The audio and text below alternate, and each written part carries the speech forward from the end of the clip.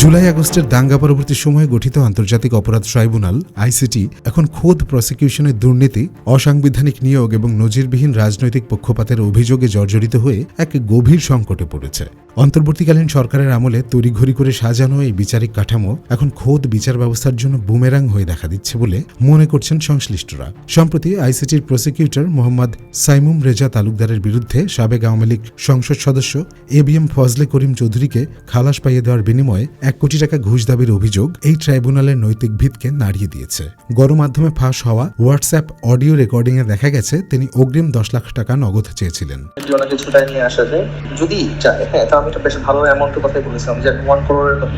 যদি অভিযোগের পর সাইমুম পদত্যাগ করেছেন।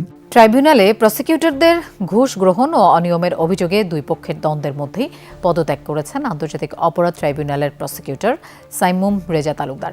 কিন্তু এই ঘটনা প্রমাণ করে যে ট্রাইব্যুনাল এখন ন্যায় বিচারের চেয়ে ডিল করার আখড়ায় পরিণত হয়েছে। ট্রাইব্যুনালের আইনি ভিত্তি শুরু থেকেই প্রশ্নবিদ্ধ।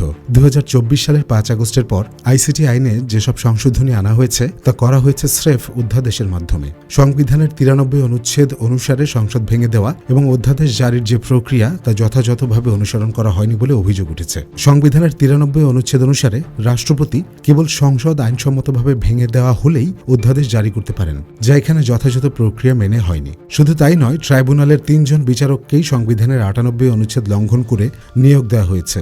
নিয়ম অনুযায়ী একজন অতিরিক্ত বিচারপতিকে স্থায়ী করার আগে অন্তত 2 বছর সন্তোষজনকভাবে দায়িত্ব পালন করতে হয়।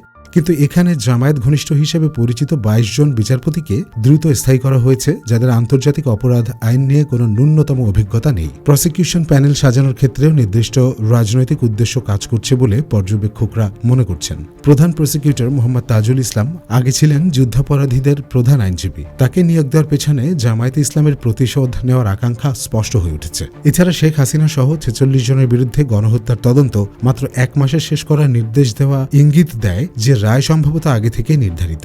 এমনকি আসামি পক্ষকে তাদের পছন্দের আইনজীবী নিয়োগের সুযোগ পর্যন্ত দেওয়া হয়নি। বাংলাদেশ রোম স্ট্যাটিউটের সদস্য হওয়া সত্ত্বেও আন্তর্জাতিক অপরাধ আদালত বা আইসিসিতে না গিয়ে এই ঘরোয়া ট্রাইব্যুনাল বেছে নেওয়া হয়েছে।